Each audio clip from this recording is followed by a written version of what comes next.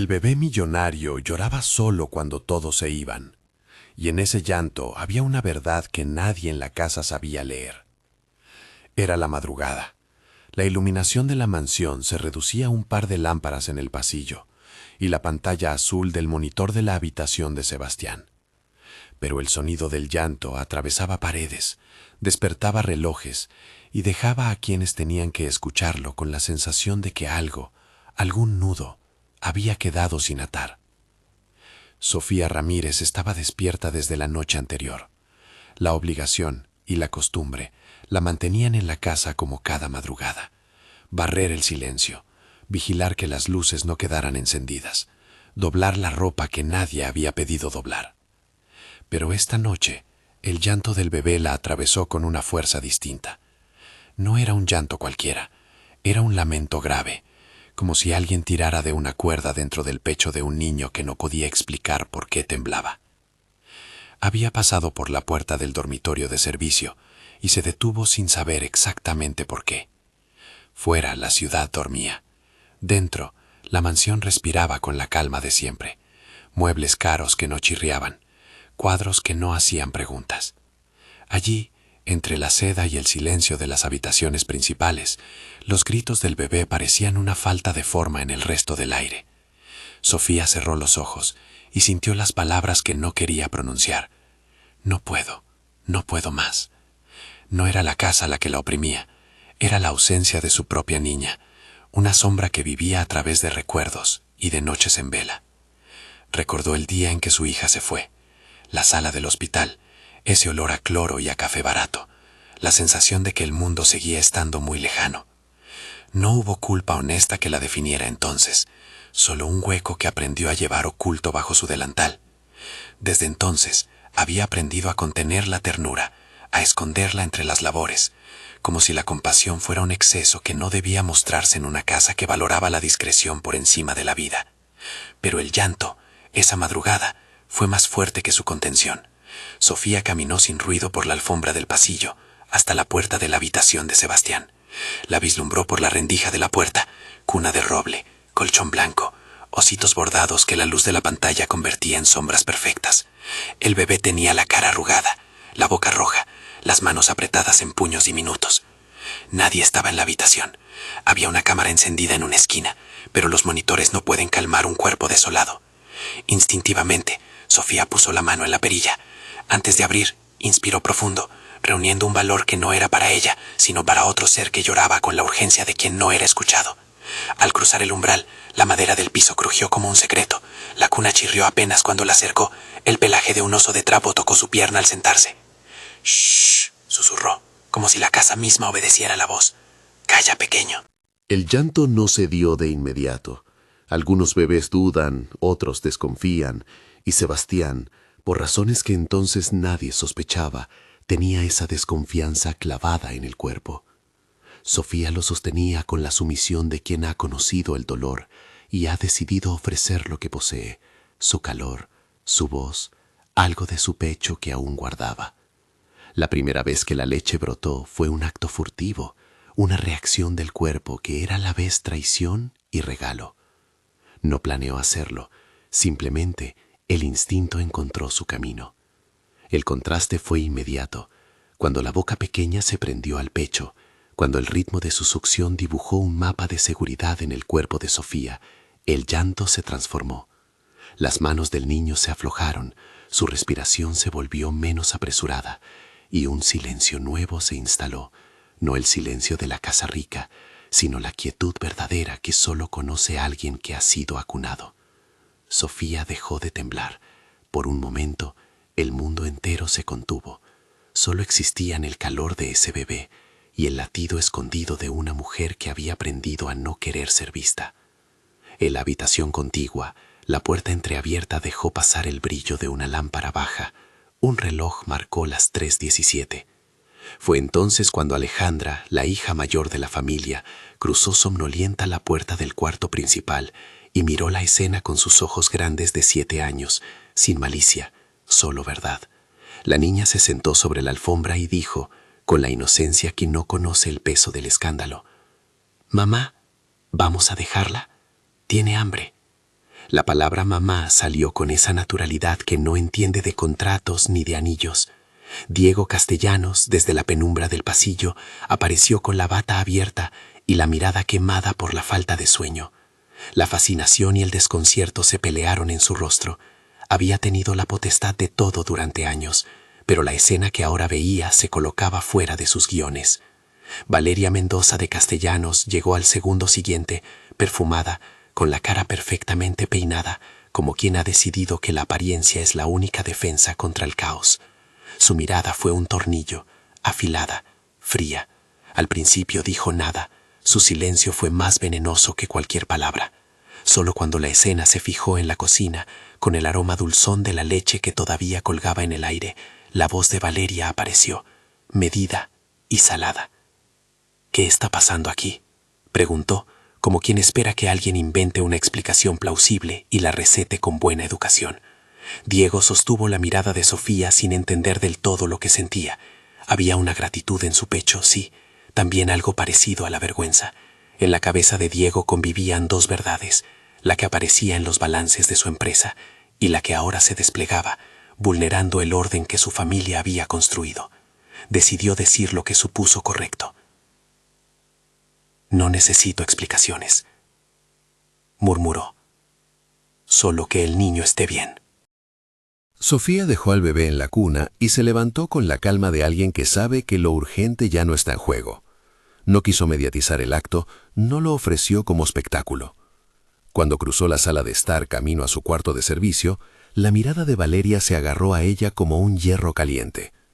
«No es profesional», fue el comentario, bajo, que Valeria no pudo contener. Esto puede traer contagios, riesgos, una negligencia. Era una acusación envuelta en protocolos y miedo al que dirán. Sofía respondió con la sencillez de quien tiene lenguaje para lo humano y no para la retórica. Lo único que quería era que no llorara más. La frase cayó con una contundencia que por un instante desarmó la frialdad. 10 segundos después, la mansión recuperó su máscara. Se decidieron las primeras reglas, el silencio de los delatores detrás de puertas cerradas, la voluntad de Diego de no convertir un acto privado en noticia, la orden de que nada de lo sucedido saliera de la casa. Pero la verdad a veces se resbala de la mano humana como agua entre los dedos. Y entonces, como si una grieta diminuta se abriera en un muro, Margarita, la ama de llaves, dejó escapar un comentario en la cocina, en voz que ella creyó baja. Margarita, que conocía los pasillos y los secretos como si fueran su familia, había guardado su propio rencor durante años. Pequeñas humillaciones, miradas que la redujeron a un rasgo de servicio, el recuerdo persistente de lo que había sido la vida antes de trabajar en aquella casa. Su intención no fue maliciosa, quizás. Fue la mezcla de asombro y alivio lo que la empujó a contarla a quien ella supuso lo entendería. A las 8 de la mañana, un mensajero fue a la puerta con un paquete de prensa. A las 9, un teléfono vibró con la primera notificación, una imagen borrosa tomada por alguien desde la ventana, el titular de una cuenta anónima, la criada que calmó al heredero. En menos de una hora, el nombre de la familia Castellanos aparecía en las redes con una marea de opiniones que nadie en la casa había pedido. El hashtag que nació, con la brutalidad de la viralidad, fue solo un latigazo más. Hashtag el bebé no se calla. La reacción pública fue un espejo que devolvía, con crudeza, el costado más frágil de la riqueza. 10 kilómetros más allá, en un barrio donde los edificios se apretaban unos contra otros y las ventanas eran ventanas por necesidad y no por estética, la noticia se celebró y se criticó con la misma vehemencia.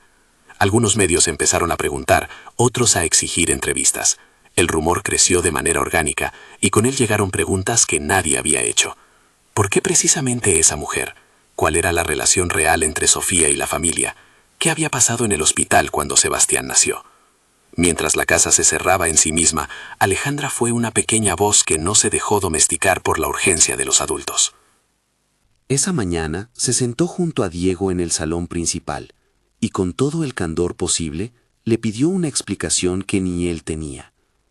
«Papá, ¿esa señora es nuestra mamá de verdad?», preguntó, como si esperara una respuesta inmediata, humana, que no trajera facturas ni contratos.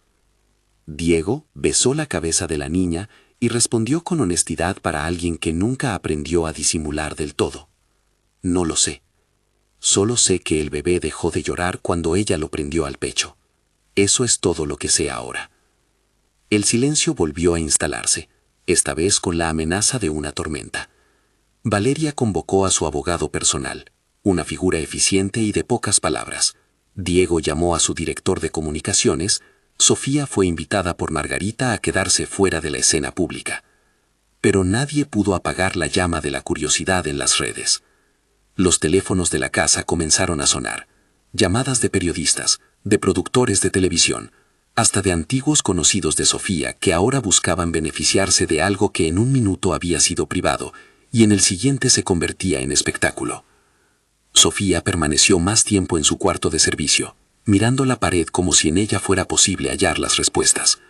Rememoró, otra vez, el hospital.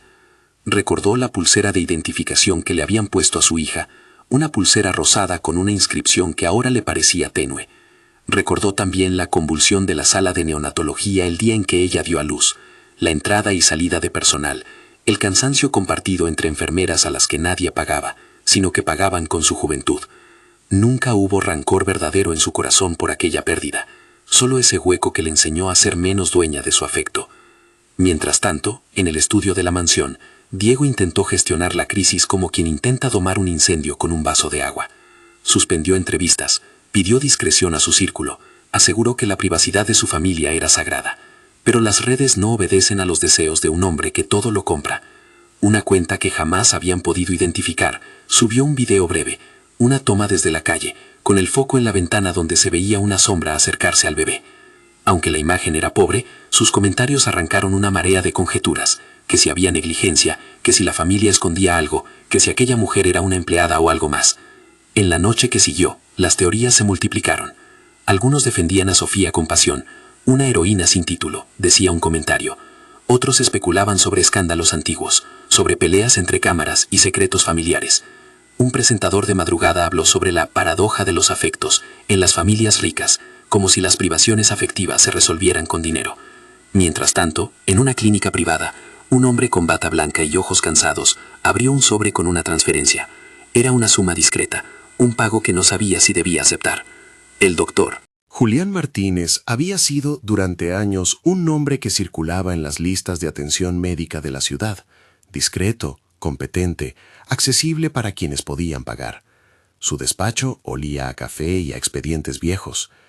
Al día siguiente de la filtración, mientras dejaba su consulta para volver a su casa, encontró en su correo electrónico un mensaje con instrucción velada y oferta clara. El remitente fue un número desconocido. El contenido, frío y profesional, le ofrecía una suma que implicaba discreción. En otra parte del mismo mensaje, se insinuaba que ciertas pruebas podían aquietar las dudas sobre la paternidad si éstas se presentaban en una dirección conveniente. Julián miró la pantalla con una mezcla de sorpresa y temor. Sabía que entrar en ese circuito implicaba manchar su carrera, pero también tenía deudas, facturas, una madre a la que mantener. No era un criminal por naturaleza, solo un médico con una rendija de cobardía. Guardó el mensaje y no contestó de inmediato. Se prometió que maduraría su decisión. La casa Castellanos, mientras tanto, se cerró. Diego intentó ser la armadura que su familia necesitaba. Valeria, clavada en la elegancia que le servía como escudo, organizó la limpieza de daños, llamadas, protocolos, abogados. Pero el efecto en la vida cotidiana fue inevitable. La niñera se fue de baja, el chef redujo su presencia para evitar preguntas, y los paseos por la ciudad se convirtieron en misiones planeadas con antelación militar. Todo por el rumor de un pecho que, en la madrugada, había calmado lo que la fórmula no pudo. La prensa encontró una grieta y no la dejó. En una semana, el hashtag creció hasta convertirse en tendencia nacional. La gente discutía no solo la anécdota, sino lo que representaba, la fragilidad humana en el centro de una familia construida sobre fortunas y salarios. La narrativa, inicialmente inocua, empezó a polarizar, quienes veían a Sofía como una salvadora y quienes sospechaban que detrás de la escena había algo más oscuro. Se insinuaron historias de intercambio en hospitales, de pulseras perdidas, de personal distraído. Una voz, desde el anonimato, propuso una teoría que gustó a muchos, que en el caos del parto pudo haberse producido un error de identificación.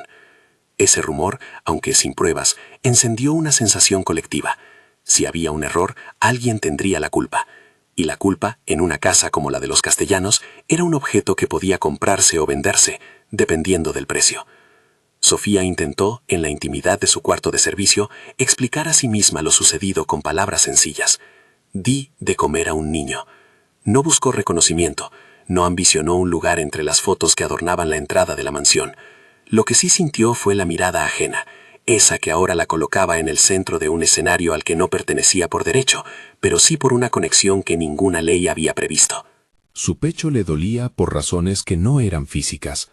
Era la memoria de una madre que se abre y se cierra con la misma facilidad con que un apretón de manos puede romper una promesa.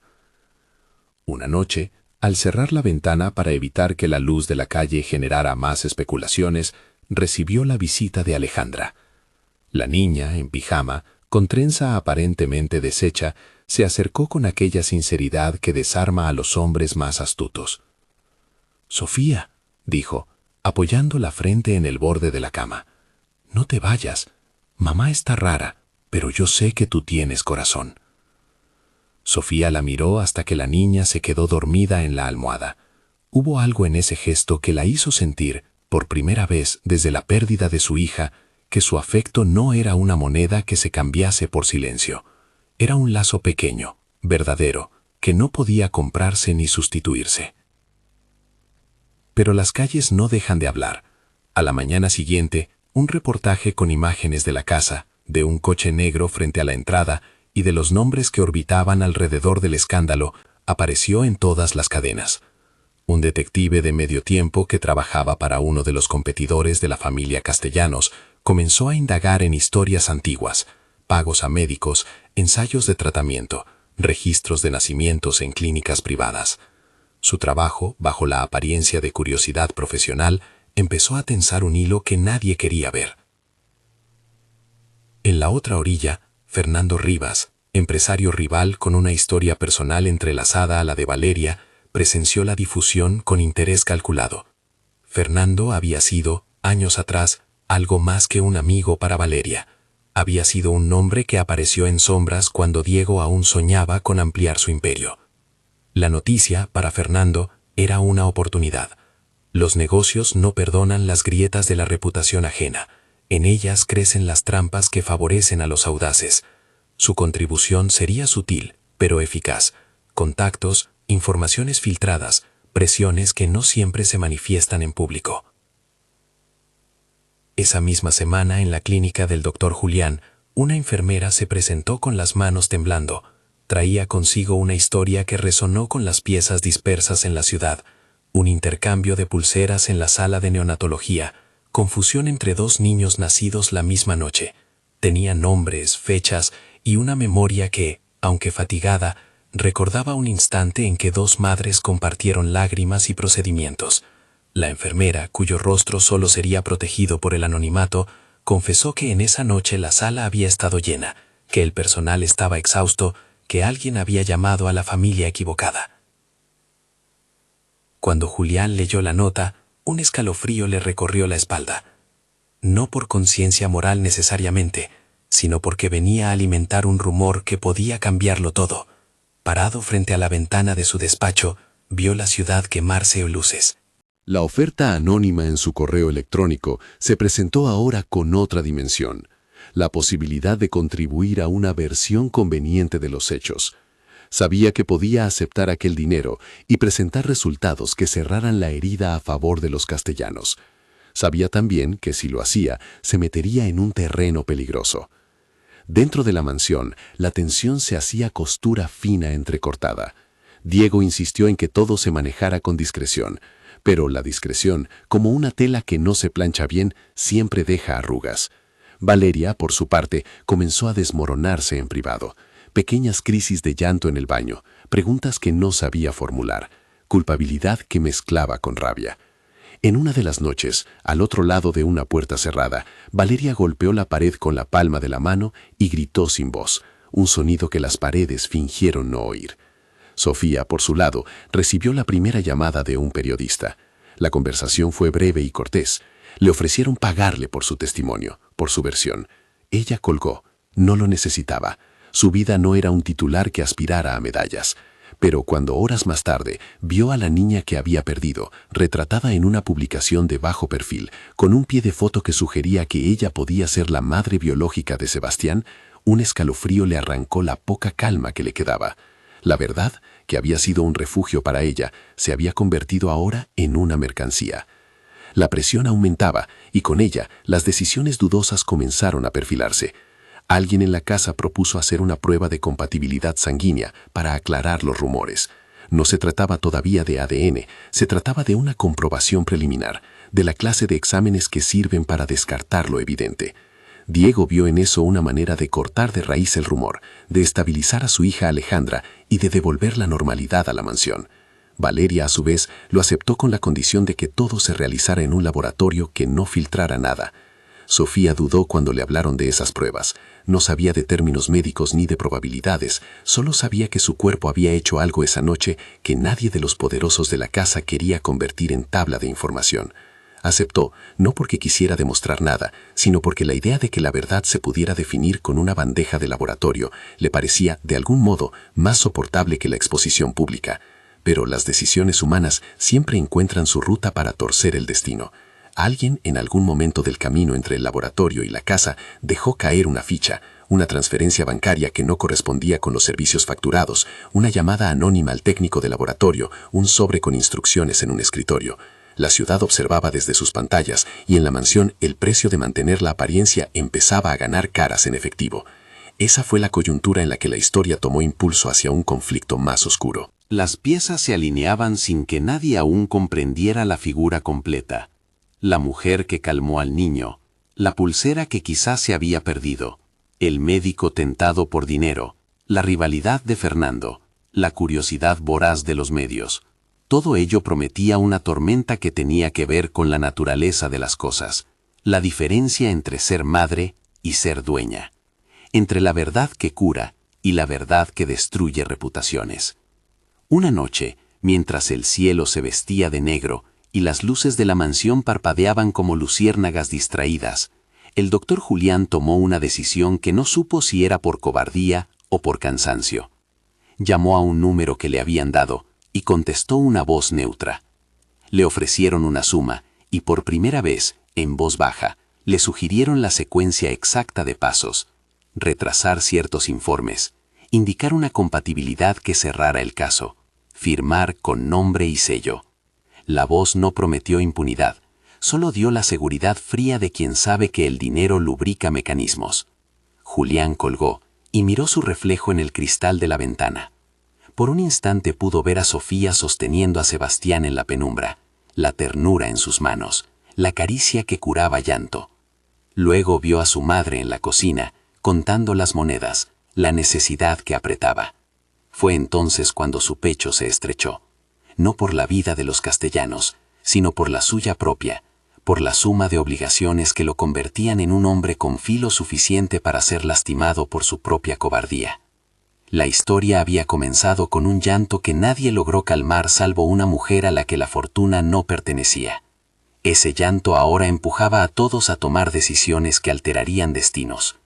Y en la ciudad, donde los hashtags dictaban conversaciones, nadie aún imaginaba que la razón por la que el bebé se quedaba en silencio al ser amamantado no era una curiosidad menor ni un gesto de caridad. Era la primera pista de una verdad más honda, una anomalía que iba a cambiar quiénes eran padres y qué significaba ser familia. Si esta historia te intriga y quieres saber por qué ese bebé solo aceptaba a esa mujer, quédate. Lo que parecía un gesto de compasión escondía, sin saberlo nadie, una conexión que ninguna transferencia bancaria podía silenciar. La semana avanzó con la brusquedad de quien quiere apurar una herida. La casa comenzó a recibir visitas de gente que no pertenecía al circuito habitual. Técnicos, abogados y una representante de un laboratorio que, con papeles en mano, solicitó recoger muestras para una prueba que, según dijo, aclararía el asunto de la compatibilidad.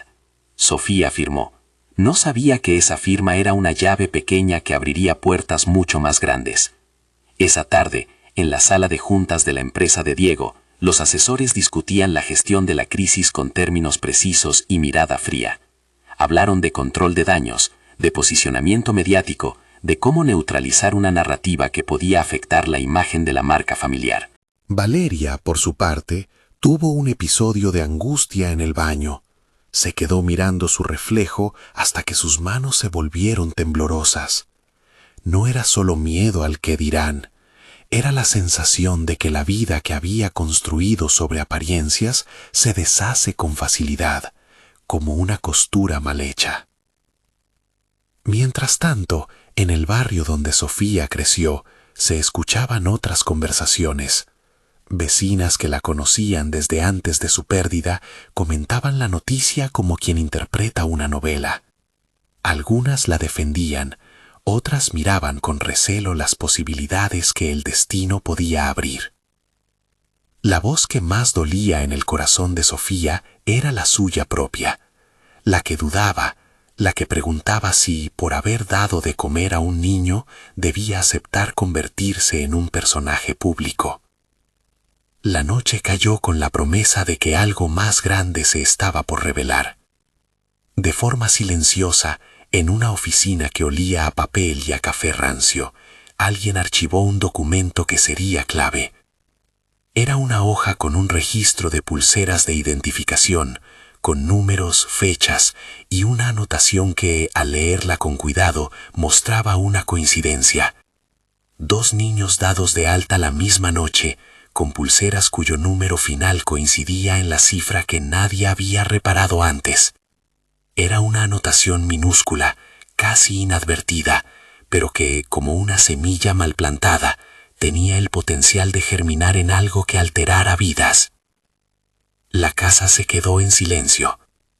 En la habitación de servicio, Sofía se sentó en la cama, las manos juntas, como quien reza sin religión. Pensó en su hija, en la forma en la que su recuerdo la obligaba a seguir siendo humana, incluso cuando la ciudad la colocaba en un pedestal incómodo.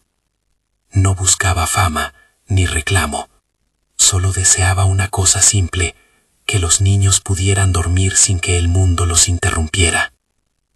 Al otro lado de la ciudad, la figura de Fernando Rivas sonreía en su despacho.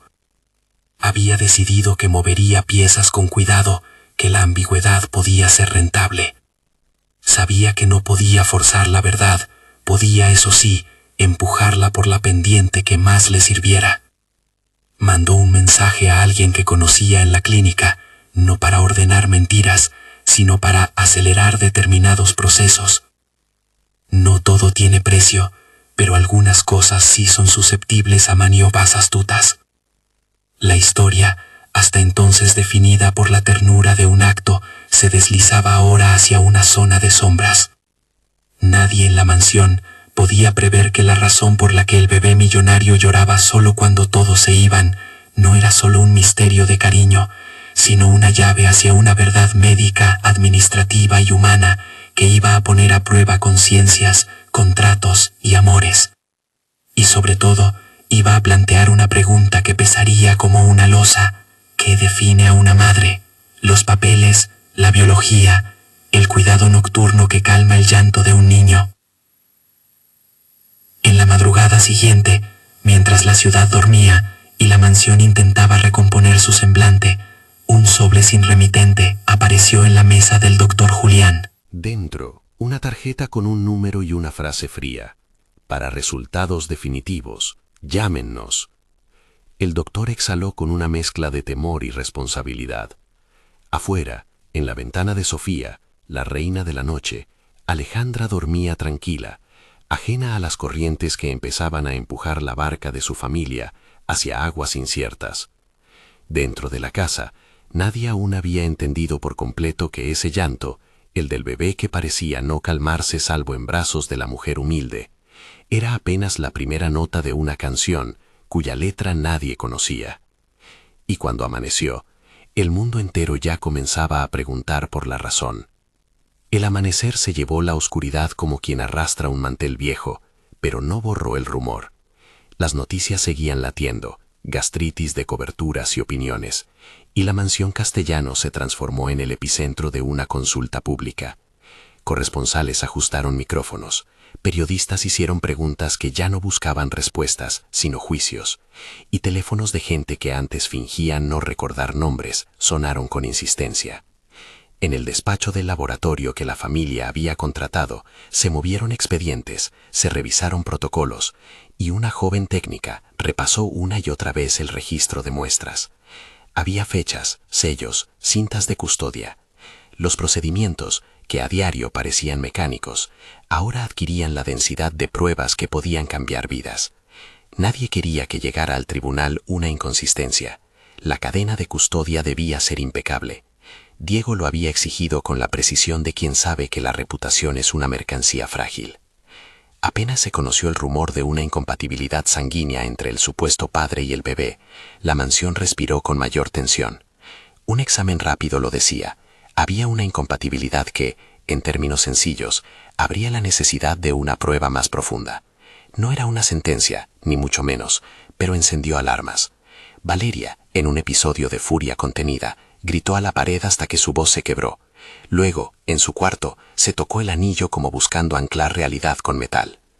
En paralelo, en un bar gris de la ciudad, Fernando Rivas levantó la vista del periódico y sonrió de forma cortés. La noticia era una válvula para sus propósitos. Ahí se movían hilos que él sabía alar. Hizo llamadas, mandó mensajes y organizó pasos que parecían casuales pero no lo eran. Un pago aquí, una gestión allá, un nombre deslizado en la oreja correcta. Para Fernando, la confusión consentida sería moneda. Mientras tanto, Sofía vivía cada día con la sensación de que su vida era un periódico ardiendo. Se movía entre sombras y notificaciones, entre el olor del detergente en su cuarto de servicio y la imagen del pecho donde la boca del niño había hallado refugio. La presión no la volvió insegura, sino más afilada. Había cosas por las que valía la pena pelear. Había un niño que la había elegido esa madrugada, y esa elección le daba una forma distinta al dolor que llevaba dentro. Una mañana, el doctor Julián Martínez recibió una transferencia que debía parecer casual. Un pago pequeño, discreto, transferido desde una cuenta que no decía mucho en apariencia. Acompañando al dinero, un mensaje con instrucciones sobre cómo presentar los resultados. Las palabras eran frías y eficaces. Protocolo, informe, firma, sin preguntas. Julián dejó el teléfono sobre la mesa y miró la ciudad desde su ventana. Por un segundo, vio a Sofía dormida en la cama de servicio. Al segundo siguiente, vio las facturas que todavía apilaban su cocina. En ese nudo, una decisión se volvió necesaria. Decidió, al principio, como quien meramente marca una agenda, manipular un informe preliminar. No falsificaría una prueba de ADN, se dijo, pero sí ordenaría que ciertos resultados quedaran en la zona gris que convenciera a la familia de que la paternidad de Diego no era incompatible con el bebé. Era una cobardía instrumental, suficiente para acallar rumores, insuficiente para hacerse notar, y aparentemente inocua. Pero las cobardías instrumentales, como todo lo hecho a medias, empezaron a tener consecuencias imprevistas. Al frente de la mansión, la prensa no se fatigaba. Una cuenta anónima lanzó un audio de la cocinera Margarita que, sin quererlo, describía la escena. Alguien vio a Sofía alimentar al bebé. El clip se volvió viral. Los comentarios se dividieron entre el desprecio por la invasión a la privacidad y la defensa visceral de la imagen de la mujer que había calmado la carne de un niño. Alejandra, confrontada con la discusión pública, se aferró a la memoria de la noche. Ella me cuidó cuando mi mamá no podía, dijo en un video que alguien había grabado con su permiso. La inocencia de la niña se volvió un bálsamo y a la vez una palanca. Con los días, la investigación siguió su curso con dos velocidades: la pública, aturdida y sensacionalista; la privada, sistemática y fría. Diego exigió transparencia, Valeria buscó control, y Sofía aceptó hacerse exámenes que para ella significaban preguntas más que medidas. Las pruebas avanzaron con plazos que en la vida real no podían ser acelerados sin levantar sospechas. Las muestras se enviaron, la cadena de custodia se selló, y los laboratorios dijeron tiempos prudentes. El reloj judicial no podía correr más rápido que la biología. Fue entonces cuando Javier Torres apareció en la escena como un rumor con botas. Un hombre de mediana edad, de vida irregular y pasado disperso, reclamó ser el padre biológico. Llamó a Sofía desde una cabina telefónica exigiendo dinero a cambio de mantenerse alejado. Su voz tenía la desesperación de quien ha visto puertas cerrarse demasiadas veces. Sofía lo dejó hablar, con la serenidad de quien no quiere agravar el dolor, y se negó a caer en chantajes. No necesitaba dinero, pensó, aunque conocía las cajas vacías que el estruendo mediático podía abrir. Javier, sin pruebas y con un último aliento de oportunidad, juró en voz baja que si nadie le pagaba, contaría su versión. Sus palabras eran una amenaza de viento, pero tenían la capacidad de convertirse en huracán si alguien les prestaba atención. En la mansión, la decisión de llevar el caso a instancias legales se volvió inevitable. Diego, bajo el consejo de su asesor jurídico, interpuso una solicitud de medidas precautorias para proteger la integridad del hogar y asegurar una ruta civil que permitiera resolver la duda sin exponer más al niño. Valeria, con su abogado, se negó a aceptar que la privacidad fuera el pretexto para dejar la verdad afuera. Se convocó una audiencia preliminar. La ciudad puso sus ojos en una sala donde no se jugaba solo la custodia de un niño, sino la autoridad moral de una familia que había hecho de la discreción su bandera. El día de la audiencia, la sala judicial fue un hervidero humano, cámaras afuera, público curioso y un interior donde las voces, menos estridentes, medían cada palabra. La jueza Carmen Molina, sentada en su estrado con calma profesional, revisó expedientes y escuchó las peticiones. El abogado de Diego expuso la necesidad de una prueba de paternidad formal y la designación temporal de custodia, que el niño permaneciera bajo medidas de protección que impidieran su salida de un entorno estable mientras se resolvía la investigación. El abogado de Valeria buscó proteger la imagen de la madre y demorar filtraciones. El representante de Sofía, una defensora de oficio con mirada certera, habló con la serenidad de quien ha litigado batallas más íntimas. Exigió garantías para su clienta, acceso a los resultados y protección frente a cualquier intento de compra de testimonios. La jueza hizo preguntas precisas sobre tiempos de laboratorio, sobre cadenas de custodia y sobre la posibilidad de medidas cautelares. Ordenó una pericia independiente. Un laboratorio público asociado al tribunal debía analizar las muestras. También solicitó la preservación de registros bancarios y comunicaciones pertinentes. Fue una decisión que, al mismo tiempo que parecía mínima, colocó piedras de verdad en el camino. Las cuentas tendrían que hablar. El tiempo, que hasta entonces había sido un telón, empezó a mostrarse como un músculo que se contrajo. Las semanas pasaron entre solicitudes de documentación, citaciones y una ciudad que quería que la verdad llegara rápido. En la intimidad, Sofía alternaba la calma de los días con insomnios. Cuidaba al bebé con la naturalidad de quien ya había sabido consolar una pérdida, mientras esperaban el resultado que podía marcar su futuro. Alejandra, siempre presente, sostenía la mano de su padre en los momentos de mayor incertidumbre.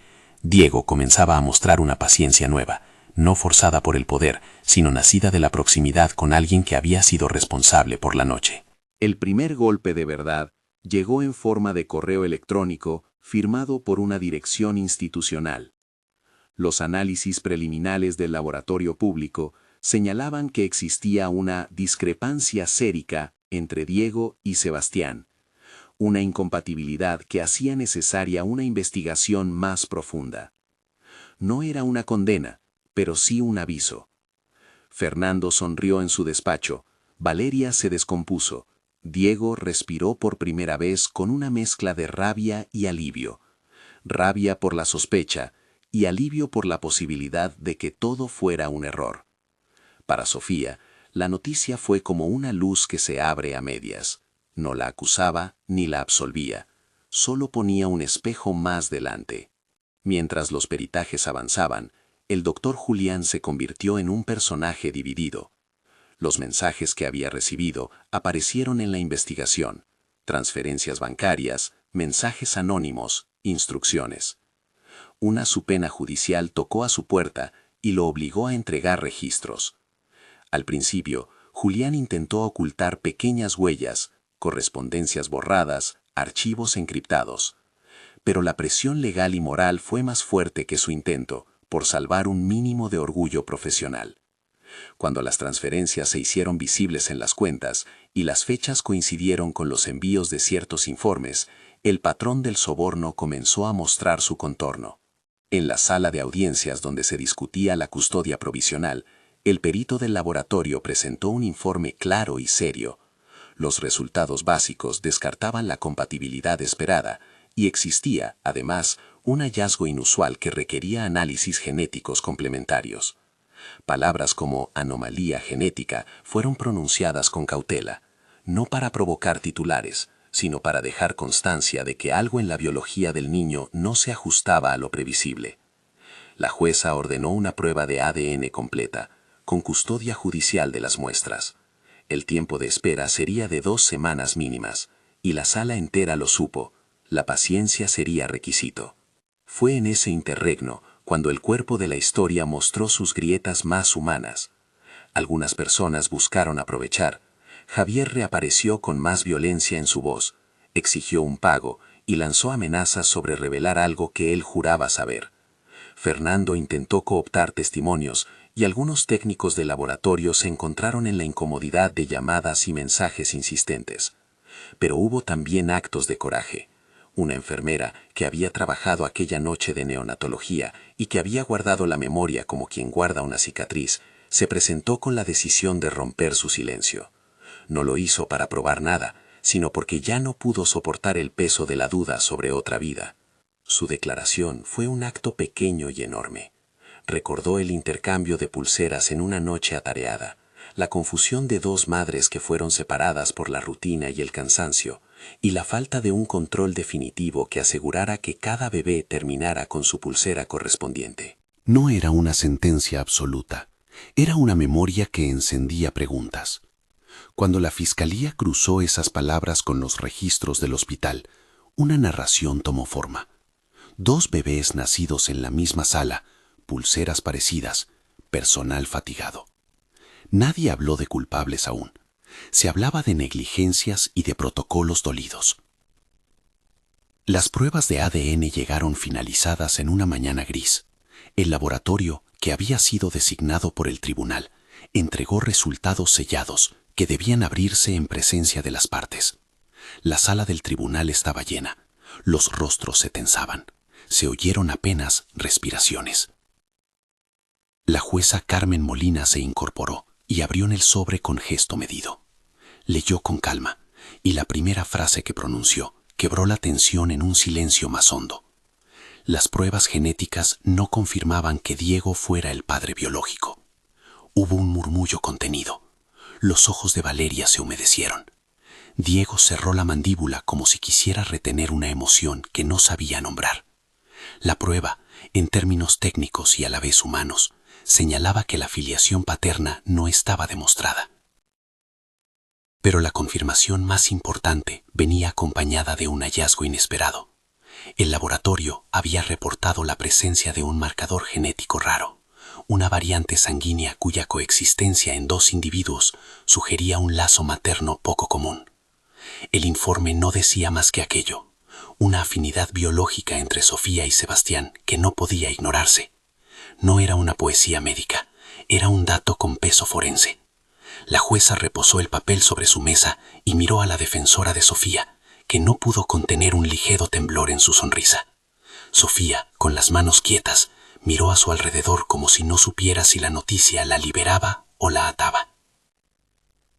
En la subsiguiente audiencia, el doctor Julián fue citado a declarar. Frente a la sala y con la voz quebrada por un cansancio que ya no tenía que ver con el trabajo sino con la conciencia, confesó su participación en intentos de manipulación de informes preliminares.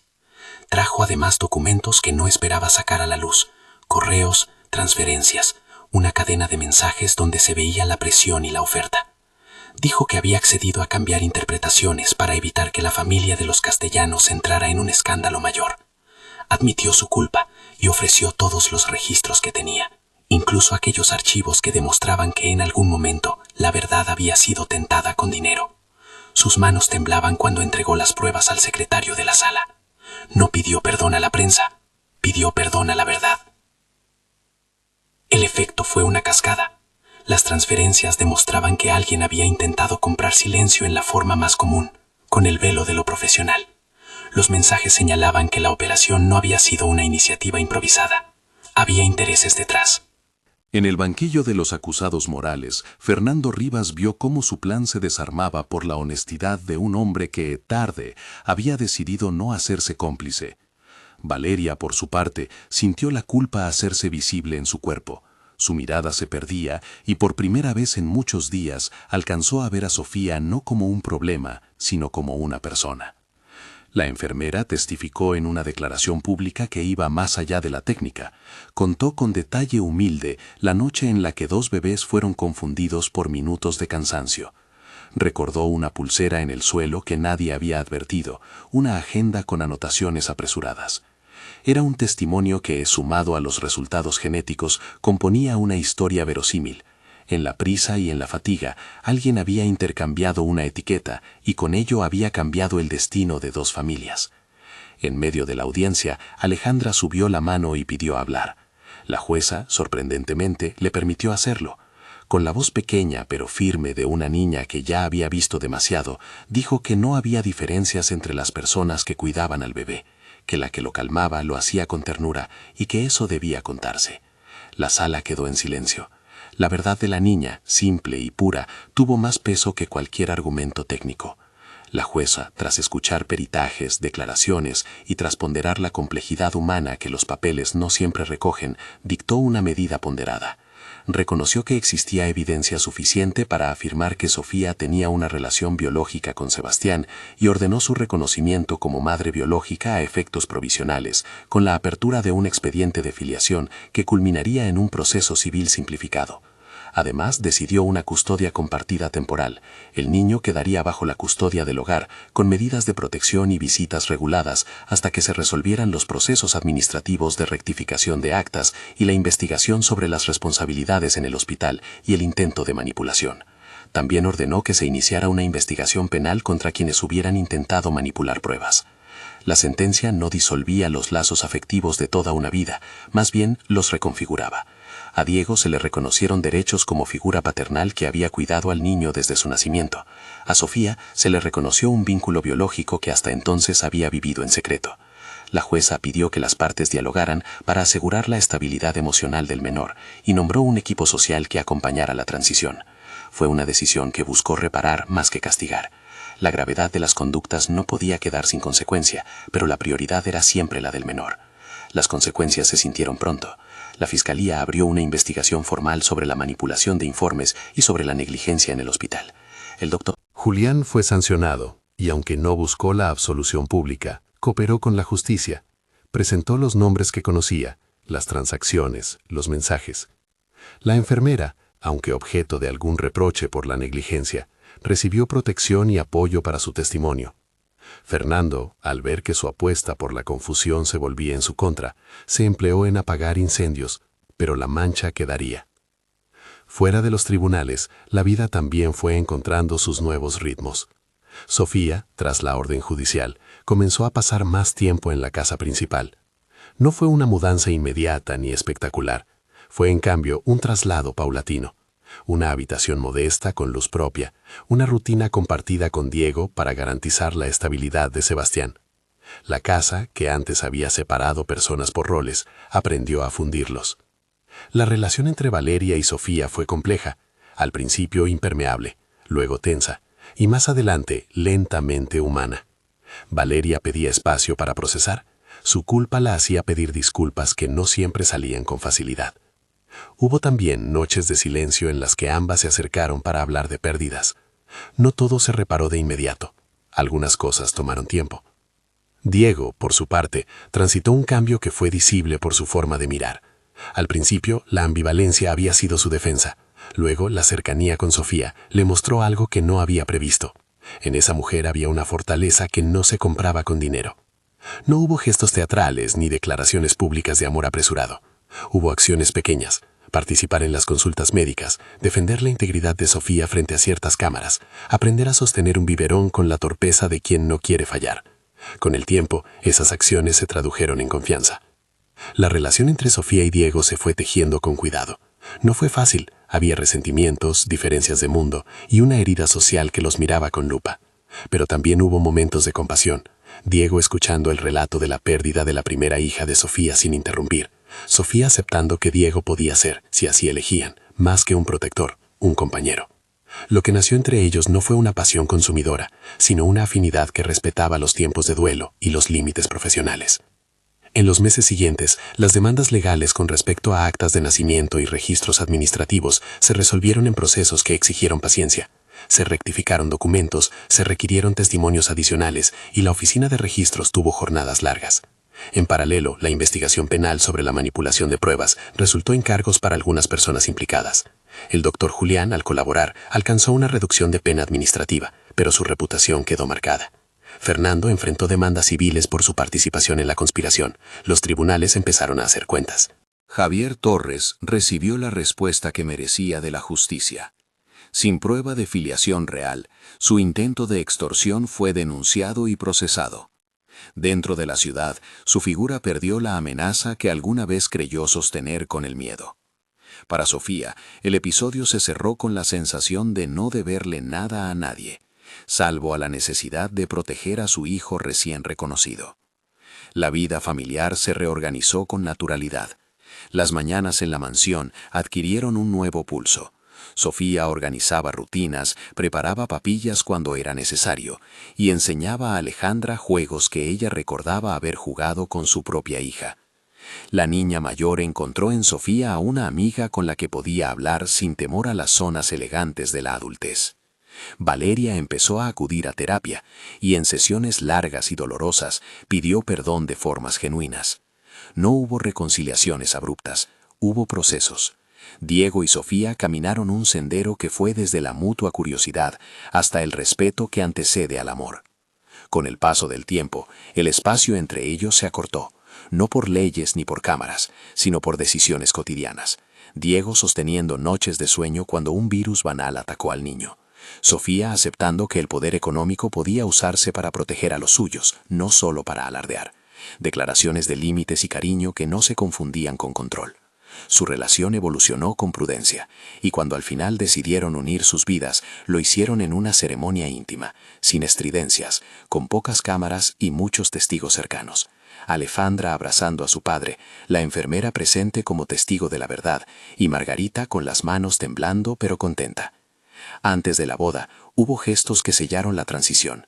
Diego canceló contratos con algunos medios, pactó cláusulas de privacidad y aceptó que su vida privada merecía protección. Valeria, en un acto de humildad, habló públicamente sobre las cargas de su clase y la necesidad de aprender. Fernando, enfrentado a denuncias, buscó limpiar su nombre en tribunales que ya no estaban dispuestos a permitir maniobras. El hospital reforzó protocolos y prometió auditorías. La ciudad, con su memoria corta, siguió hablando, pero la historia fue dejando rastros de verdad que ya no se podían borrar. Años más tarde, la noticia de una nueva vida llegó a la casa. Sofía estaba embarazada. La noticia se dio en voz baja, entre sonrisas y lágrimas. No hubo espectáculo, hubo una alegría que parecía simple, y por eso mismo inmensa. Para Diego fue una confirmación de que lo que habían construido no era pasajero. Para Sofía fue un cierre y una apertura. El dolor pasado se transformaba en una promesa literal de continuidad. El nacimiento de la niña, pequeño acontecimiento en la inmensidad del rumor que alguna vez los rodeó, fue celebrado en el silencio de la familia, que había aprendido a proteger lo que era frágil. Alejandra, ahora más grande, colocó una pequeña pulsera rosa en la muñeca de la recién nacida y volvió a decir, casi en voz baja, la palabra que había soltado años atrás: mamá. Esta vez, la palabra encontró un rostro que la sostenía con todos sus nombres. La vida que siguió no fue un cuento sin sombras. Hubo reuniones difíciles, correos con demandas, episodios en los que el pasado parecía llamar a la puerta de la casa. Pero lo que antes hubiera resquebrajado cimientos, ahora encontraba en la familia una manera de responder, con verdad, con rendición de cuentas y con la certeza de que la filiación era algo que se construía con hechos, no con nombres elegidos por conveniencia. En la playa, donde decidieron celebrar la boda, Sofía y Diego intercambiaron palabras sencillas y verdaderas. No hablaron de fortuna ni de títulos, hablaron de noches compartidas, de errores que se aceptan y corrigen, de la responsabilidad de no permitir que la verdad se venda. El día fue íntimo, con amigos cercanos, la enfermera y algunas personas que habían sido clave en la reconstrucción. El gesto más simbólico no fue el anillo, sino la promesa de cuidar sin jerarquías, cuidar a los niños, cuidar la memoria, cuidar la justicia. La narrativa pública que alguna vez se alimentó de hashtags y de rumores encontró con el tiempo otra trama para seguir, la de una familia que se reconfiguró. Algunos aún criticaron decisiones, otros aplaudieron la reconstrucción. Para Sofía, el camino había sido abrupto, de empleada doméstica a madre legalmente reconocida, de mujer que escondía su dolor a alguien que sonreía con libertad en un jardín. Pero jamás olvidó el origen, la noche en que el llanto la llamó, y ella respondió. Esa respuesta no fue heroica, fue humana. En los últimos capítulos de la historia, cuando el ruido se calmó y la vida volvió a un compás menos tempestuoso, la pregunta del título encontró por fin su respuesta pública.